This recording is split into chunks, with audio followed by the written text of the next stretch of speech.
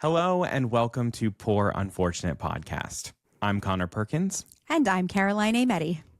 This is the Disney podcast for grown-ups where we shoot the shit about Disney the way that you do with your friends.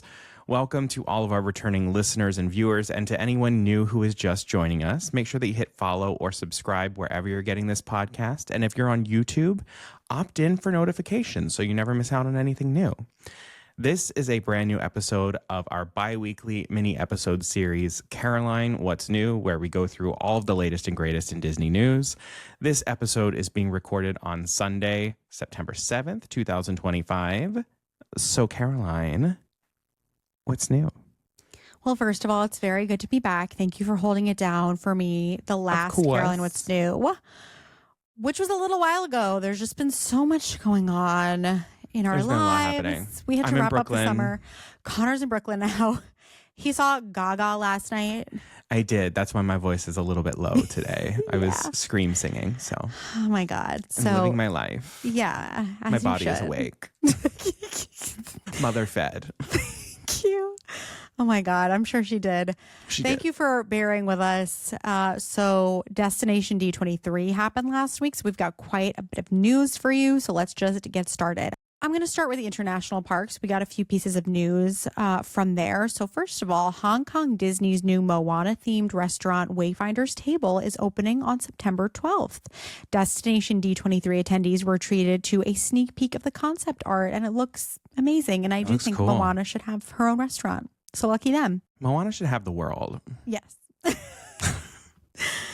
Then let's roll over to Disneyland Paris. The Lucky Nugget Saloon in Disneyland Paris will be getting a Halloween overlay, transforming into the Unlucky Nugget Saloon from October 1st through November 2nd. So it looks like it will feature special food and beverage options for spooky season. And I was just absolutely eating up the vibes of like the promo image that they showed with like the wedding cake, the black and purple color scheme, which you know we love. So yeah, I really wish I could visit that. And also in Disneyland Paris news, World of Frozen in Disney Adventure World finally has an opening timeline. It will start welcoming guests in spring 2026. We don't have a month yet. But yeah, I'm just excited to see that unfold. So much change has happened in Disneyland Paris since I visited in 2014 when I was studying abroad. And a lot of this really has me wanting to go back. Yeah. Like, I need you to ride Crush's Coaster. Crush's Coaster, for me, a girl who doesn't like roller coasters, was like, I was like crying of happiness on Crush's Coaster. Watch, I'm very good out of it and I'll be like, that was... You'll be like, this was a kiddie ride. I'm joking. Yeah, you're probably fine, whatever. I'm joking. But the construction looks super, super cool over there. It does. They're really plugging along. They are. Quick Disneyland update. Oga's Cantina in Galaxy's Edge is now walk-up only with a traditional standby line. So new reservations are no longer being accepted. And I am interested to see how this turns out. I wonder if it's because they're trying to like make it more of a casual thing that you kind of just show up to rather than like, I personally enjoy having it be something on my agenda for the week when I go in Disney World. I'm wondering if too many people were not showing up to their reservations, because that could also be like a California thing where like, I don't know, Florida feels more destination. Yes, and it's like you're not scheduling out sometimes you're there for only a day. Actually, yes, I think you're right. And that kind of makes sense to me. Like somebody could be like, oh yeah, I'm going to grab a reservation, then not actually use it. Yeah. And then so this then is more like a traditional bar experience where you kind of just roll up. Interesting. Okay. All right. Okay, we got a lot of Disney World news, so let's just jump in here. It has been announced that the brand new Zootopia Better Zoogether will officially open on November 7th in Animal Kingdom at the Tree of Life Theater. Guests are going to wear carrot vision glasses. There's going to be a new character, Heidi Howler, and you will even have the opportunity to meet Nick and Judy in person after the show. So I love that Zootopia is getting its moment, as it should. Yeah, and you won't get stabbed in the back by the bee. No more. Children no longer have to live in fear, and that's always a good thing. Or adults. What am I saying? Like me. Yeah, like you. Like me. And then in some really sad Animal Kingdom news, a day that we knew was coming, Dinosaur now has a closing date. So the last day for guests to ride the attraction will be February 1st, 2026. So I last rode it when I went to Disney World in April 2024. And now I know that that's more likely than not the last time I rode dinosaur ever. And that makes me really sad. I'm okay. I think the last time that I rode it was definitely going to be my last time. And it's fine because they just keep turning the lights down and shaking you more. So it's just like a chiropractic adjustment in the dark. So I'm okay. I'm excited to see what the lights on are going to look like in this new ride. Are you fucking kidding me? No. What the hell is wrong with you? Stop. No, it was a good ride, but it's just I'm whenever not saying something that it couldn't have used improvements, but what do you mean? just whenever anything What is broke. Indiana Jones doing in Animal Kingdom? I'm not saying that like Indiana. I don't know what you're saying. So don't say it. I don't want to hear it. It's whenever too fresh. something This is too raw for me right now. Please. It's not even gone. Not while Whenever I'm something hurting. broke, they just turn the lights Not while down I'm and hurting shook like you. this. Stop it. Get off me. Okay.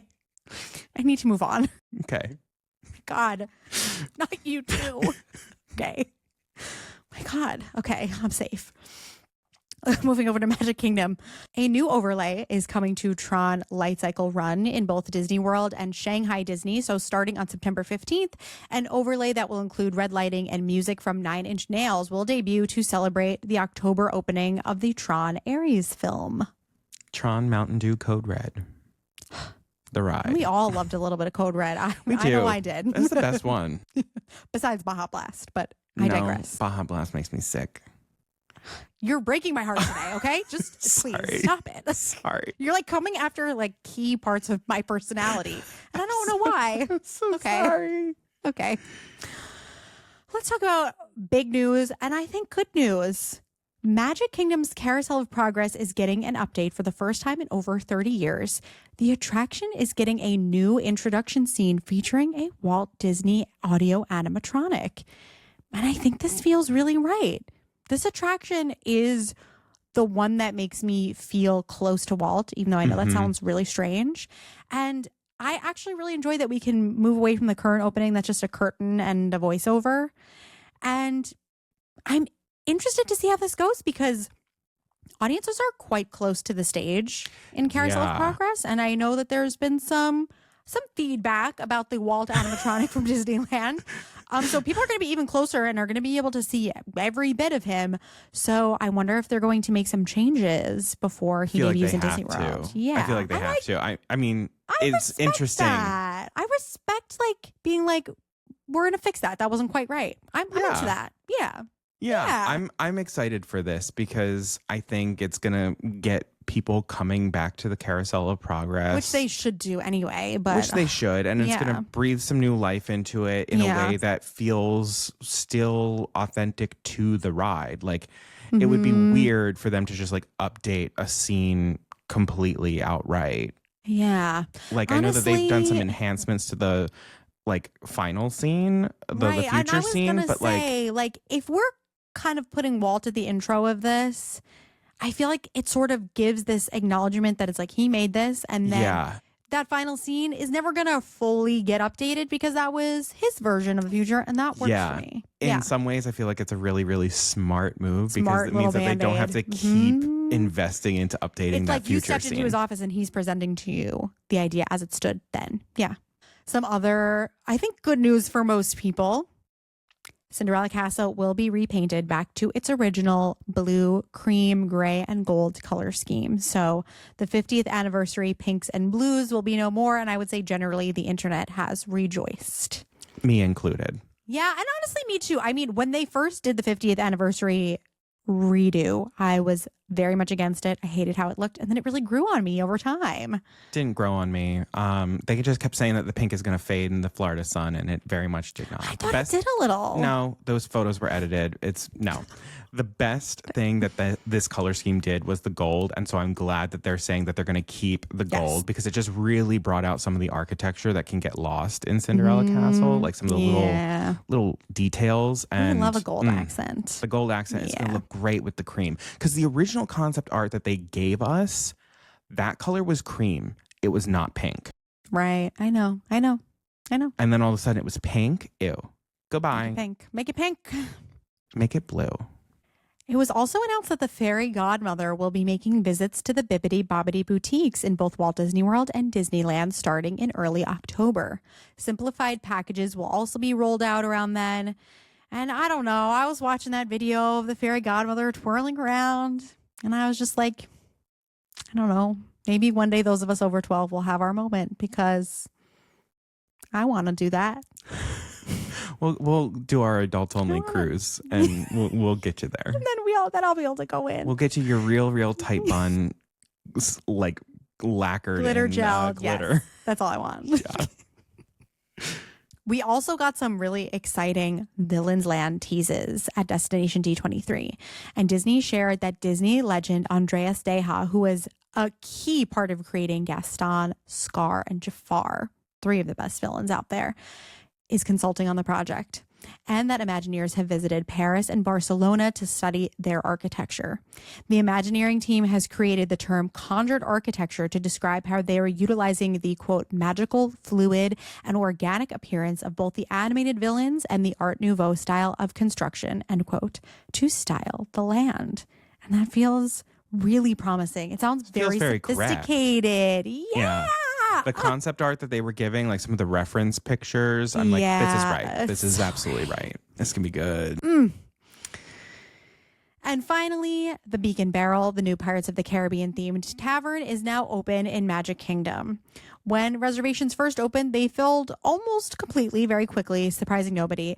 But it does sound like smaller party sizes of 1 or 2 may have some luck on weekdays scoring reservation. So solo day drink. That's the lesson. And there's nothing wrong with that. We need to get more comfortable as a society with loneliness. Eating and drinking on our alone. Be lonely. Learn to be lonely. Great song. Is it? Yeah. Anyway, you're just coming for me today. I don't care what you say. Please note, if you are attending Mickey's Not So Scary Halloween Party, that the bar actually will be open then. So maybe you can make that happen then. I don't know why you'd want to waste time at the Halloween party, but anyway, you can do it. And visits are currently limited to 45 minutes and 2 drinks per guest. And they are sticking to that.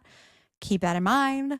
I know a lot of people are a bit disappointed that these are pre-batched cocktails. Like a bartender is not making each cocktail by hand. I feel like you kind of got to. If we all want to go to the Beacon Barrel anytime in the next 3 years, then it's going to have to kind of be that way. Yeah, so, I wouldn't be surprised if the first menu change, maybe they are able to start doing that. But the first menu change is going to be a while down the road. But especially in the opening of a new attraction like this, it's an attraction as much as it is a dining experience. So, and it looks fun. It looks fun. I want to go.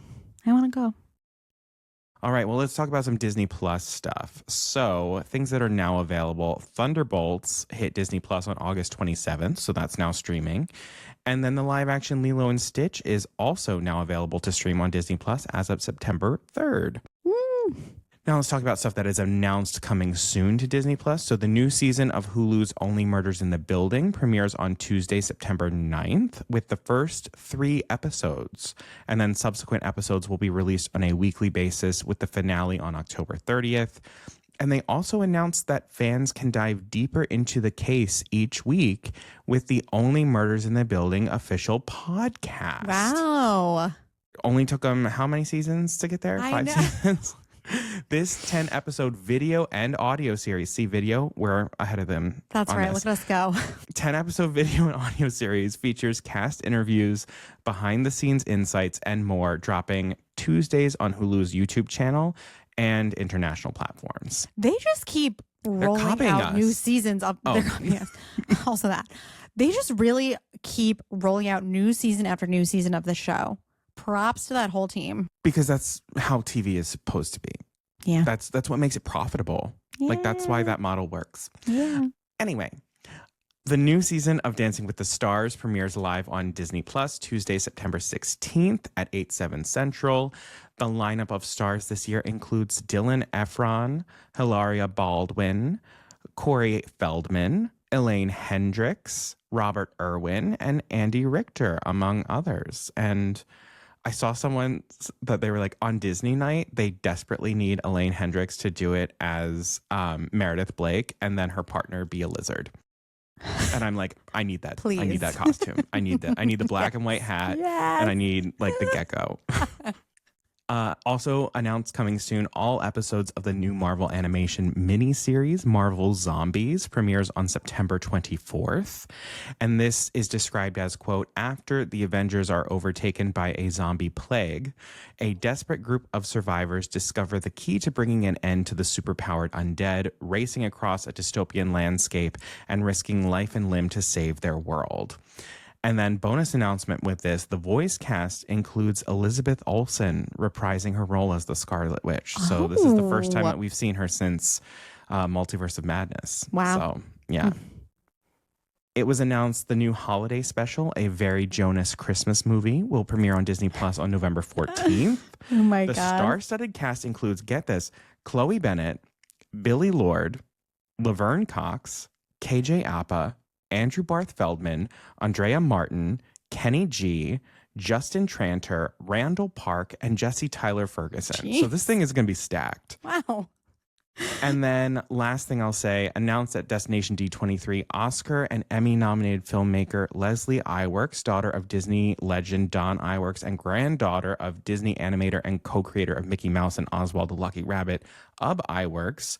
She took the stage to announce her new documentary, Disneyland Handcrafted. The new documentary premieres this winter and follows the artists, craftsmen, and Walt Disney Imagineers who were actually there during the construction of Disneyland. It features archival footage from the camera crew that Walt had documenting the construction and never before seen footage. So basically she went into the archives and she saw a bunch of like documentary film that Walt had commissioned that had never been scanned, essentially. So it wasn't like preserved. And so we're going to see things about the making of Disneyland that no one has ever seen before, which is so cool. Damn cool. All right, let's talk about Disney films. Things now available. Hamilton is officially in theaters now. So in honor of the 10th anniversary of the show, there was a special premiere screening and red carpet event at the Delacorte Theater in New York City on September 3rd, complete with appearances from Lin-Manuel Miranda and the rest of the original cast. They had a window to do the sort of viral trend of the best of wives and best of women moment. And Lynn started doing it during the show. And I just love that so much. Like the ability to laugh at yourself is so admirable. It was just like so theater kids rented out a theater. Theater kid joy, absolutely. Yeah, truly. And then Freakier Friday and the Fantastic Four First Steps, they're still out in theaters. So if you haven't seen them yet, there's still time. You can go see them. Next up, we have things that are announced coming soon. So I'm going to get into my Destination D23 announcements. But before I do, we got the official release date for Bluey the movie. Yeah. This first feature-length film will hit theaters on August 6th, 2027, and will be written and directed by Bluey creator Joe Brum and co-directed by Richard Jeffrey. And voice actors Melanie Zanetti and David McCormick will return as Chili and Bandit, Bluey and Bingo's mom and dad for the film. Get ready, because this thing is going to like blow up at the box office. My God. I am already predicting like this thing is going to pull in so much cash. I will go see this movie. It also sounds like the perfect thing. I feel like I've been seeing a lot of TikToks and reels lately of like, hey, you can go to the movies in your pajamas in the morning on a weekend and like bring coffee and donuts. And this is the perfect thing to do that for. Bluey? So Absolutely. Yeah. All right, now let's get into the Destination D23 announcements. So Zootopia 2 is coming to theaters November 26th. We know this. But at Destination D23, it was announced that Yvette Nicole Brown is joining the cast as the Baroness, Bear spelled B-E-A-R, and EMT Otter, alongside Patrick Warburton, who will be voicing Mayor Windancer, a charismatic but clueless stallion who dreams of being as heroic in real life as the characters he once played on television. Hell yes. Iconic. Yes. Yes. Jared Bush took the stage to reveal the title, project details, concept art, and animated logo for the new original feature from Walt Disney Animation, Hexed, which premieres November 2026. In the film, an awkward teenage boy and his type A mom discover that what makes him unusual might just be magical powers that will turn their lives and a secret world of magic upside down. And the feature is directed by Josie Trinidad and Jason Hand, with Roy Conley and Juan Pablo Reyes Lancaster Jones producing. I'm optimistic. Yeah, me too. Why not be, right? Truly. Why not be? Disney is in their search for like what is appealing to young boys and this, that, and the other, and Like original stories. Maybe this is it. Who knows? We'll find out. Yep. We only have a year to wait. Yep. In celebration of the 30th anniversary of Disney and Pixar's beloved classic Toy Story, they announced at Destination D23 that the film will be re-released in theaters on September 12th, 2025. So you can go see Toy Story again in theaters. And then also at the event, we got more details about the upcoming Toy Story 5, which premieres June 19th, 2026. Fans got a first look at a new potty training toy named Smarty Pants, which is voiced by Conan O'Brien, before an exclusive look at the opening 3 minutes of the film. And that first look showed a vast army of Buzz Lightyears washing up on a deserted island. And this army will be among the film's villains after they get stuck in a malfunctioning play mode. We also got like looks at Lily Pad, which is sort of like the Leapfrog style Yes. like tablet. Yes. Yeah, it's clever. it's never not going to be clever. Like I know. Toy Story is always going to work. Pixar then continued their presentation at Destination D23 with a look at the upcoming Pixar comedy Hoppers, which arrives in theaters next March. And then they went on to reiterate their lineup of films with Gato in June of 2027, and then a very sequel-heavy lineup of films, which will see The Incredibles 3 and Coco 2 hitting theaters with no specific date in 2028 and beyond. I don't know how I feel about Coco 2. Yeah, I don't either. Coco is just... I don't really need Incredibles 3 either. Coco is just kind of a perfect film. Like it's perfect the way that it is. That's a standalone journey to me. Okay. Yeah. So that's everything that's happening in Pixar right now. Fans at Destination D23 got an exclusive look at footage from Avengers Doomsday, which has yet to be released to the public. The new installment of the Avengers is slated for a Christmas 2026 theatrical release as one of those like tent poles with like Dune Part 3. So according to the Russo brothers, this is the biggest movie they've ever made, surpassing Avengers Infinity War and Avengers Endgame. Oh my God. Those are big movies. So this is going to be, God. the cast is gigantic for this thing. So wild. And then the last thing I'll mention is that we got the title for the 6th Ice Age film, which will be Ice Age Boiling Point. It is set for theatrical release on February 5th, 2027, and is described as, quote, a dinosaur and lava-filled madcap adventure that takes Manny, Sid, Diego, Ellie, Scrat, and the rest of the herd to visit never-before-seen corners of the treacherous lost world. Yeah, so like ever since the pandemic, Blue Sky Animation shut down and Disney acquired it, and so now Ice Age is part of Disney stuff. That's why I got there. All right.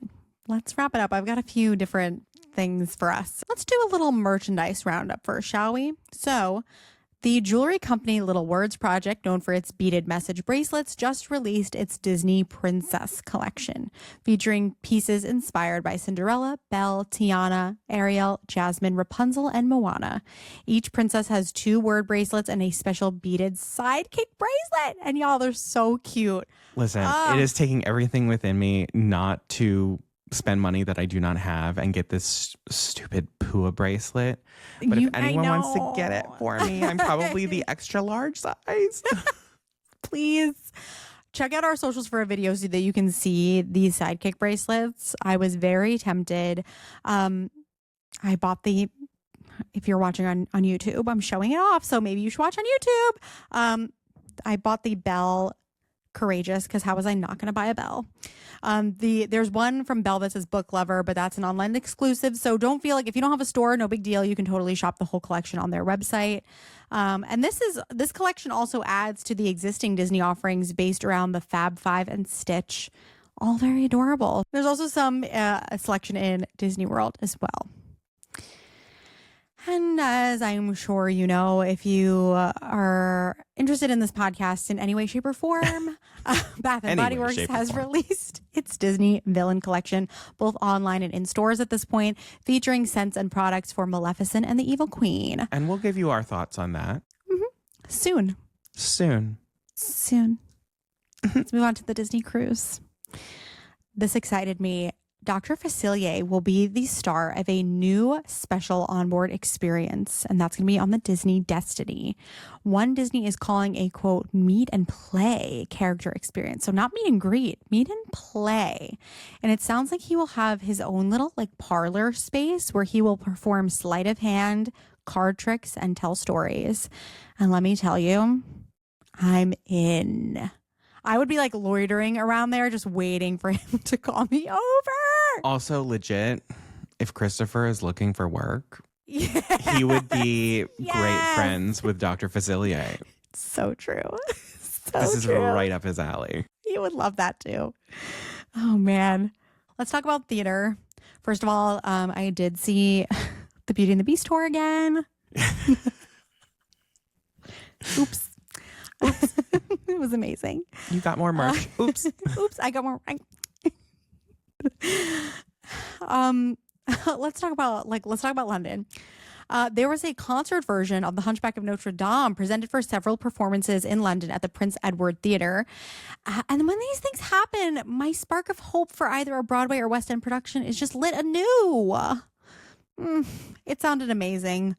And speaking of the West End, a wonderful friend of mine saw the West End production of Hercules and was kind enough to send me the program. Wait, again, you should be watching on YouTube. Sent me the program, which if you don't know, in the UK, you don't get a playbill. So if you want anything like the program, you have to buy it. Here it is. And so I've been like reading up all the bios and like looking at all of that. And this ornament medallion. Look at Wow. it. Listen, Disney on Broadway merch is just Fire. the best. Disney They're Theatricals, really, they really are bringing slaying it it. with the merch. Yes. So I'm hoping to put this on my shelf over here, but if not, this is going to go on my Christmas tree. So thank you so much to her. It was so sweet and so exciting to just like have a little piece of that magic. Thank you, friend. Thank you. And then big news for Disney Theatrical Group. Yeah. Thomas Schumacher will be stepping down after 26 years as chief creative officer. Managing director Andrew Flatt and executive producer Ann Quart will take over as leaders of Disney Theatrical Group. Disney Entertainment co-chair Alan Bergman says of Schumacher, quote, he has grown Disney on Ice, pioneered sensory-friendly Broadway shows, and developed an expansive program to enable schools to produce Disney musicals on their own stages. He has been a tireless supporter, advocate, and leader of the theater community, playing a key role in turning Broadway's lights back on during the unprecedented pandemic shutdown. It's a truly remarkable record. And it's especially remarkable considering that Disney Theatrical Group has only existed since 1993. So it has only had 6 years of existence without Schumacher, as he was named co-president in 1999. Yeah. So everything that it is as we know it now is because thanks of this man. Thanks to Thomas Schumacher. So thank you, Thomas. And I hope that if you're retiring, please enjoy yourself. You've done a lot. You've done a but also lot. like don't go far. And finally, in some non-Disney theater news, Conor and I are going to see Masquerade, the immersive production of Phantom of the Opera, because we're just treating ourselves these days, later this month in New York City. So if you have any interest in hearing about it, let us know. We are considering a bonus episode if there's enough interest around our experience, as it is nearly sold out and is still relatively mysterious on purpose. So obviously, if we talk about it in an episode, we will include spoilers, which obviously we have been avoiding up until this point. And obviously, there's no coverage allowed inside the show. So it's just word of mouth. So if you want to hear about it, let us know, because I think we're really going to want to talk about it. I'm counting down the days until we go do that. I'm so excited. And let's wrap this up with, we're kind of going back to merch, but it's more gaming, I suppose. For me, it's merch more than gaming. We're going to talk about Lorcana Fabled. So this is a new series of Lorcana cards that just dropped, with 2 new starter decks taking inspiration from Disney princesses, classic Mickey cartoons like The Brave Little Tailor, and a Goofy movie. So now I have Lorcana cards. Again, this is merchandise to me because what the hell do I do with these? I still don't know. So we will have to keep you up with my journey of figuring out how to play this. Little ASMR. I have a beautiful Tiana holder for my cards. Yeah, I have an Ursula Yeah. deck box. I got Yeah. strong-armed into it by some of our members of our Poor Unfortunate fam. Yeah. So I guess this kind of is a nice That's a great segue. Yes, into yes. our last bit of news for you all, which is that Poor Unfortunate podcast has launched our own Discord channel. So the Poor Unfortunate fam is now on Discord. We are shifting things over, not taking away from the Poor Unfortunate fam private Facebook group, but rather trying to expand it, give you all some more ability of things to do there. And just sort of like giving you another option besides Facebook. So if you've never used Discord before, but you've used something like Slack, it's basically exactly like that. We've got tons of different channels for you to interact with, talk to each other, talk to us. It's messaging, so it just feels so much more casual than I was going to say, it feels like sending a something. text more to me. Yeah, Slack is a good comparison. Yeah, it's like a big group chat. So if you're interested in joining the Poor Unfortunate fam on Facebook or Discord, you can go to our episode description, you can go to our website, or you can follow our links in our social media accounts, and it'll send you right over there. You can join. You can answer some fun little startup questions, and then you're in. Startup questions are fun. And then I just love that we've got channels for different categories, so you can kind of focus on what you're the most interested in talking to people about, which just makes it feel much more navigable for me, which I love. Yeah. So we've got gaming. So the people out there who are into Lorcana, we've got people who talk Lorcana. Yeah. But then we've also got people talking about park tips and tricks or cruise tips and tricks. We have folks going on trips soon and have been crowdsourcing the best tips from the fam. Use it as a resource. It's been really amazing. You all have made it amazing so far. So thank you. Yeah, thank you. Yeah. All right, that's going to do it for us for this episode of Caroline was that a What's New. episode? What is I know. It was a lot. Thank you so much for sticking around. As always, you should make sure that you are hitting follow or subscribe wherever you're listening or watching the podcast. Find us on social media. We are at Poor Unfortunate Podcast everywhere. And then we will be back very soon with a tips and tricks episode for you. I wonder what that could be. So until then, Beluga Sabruga.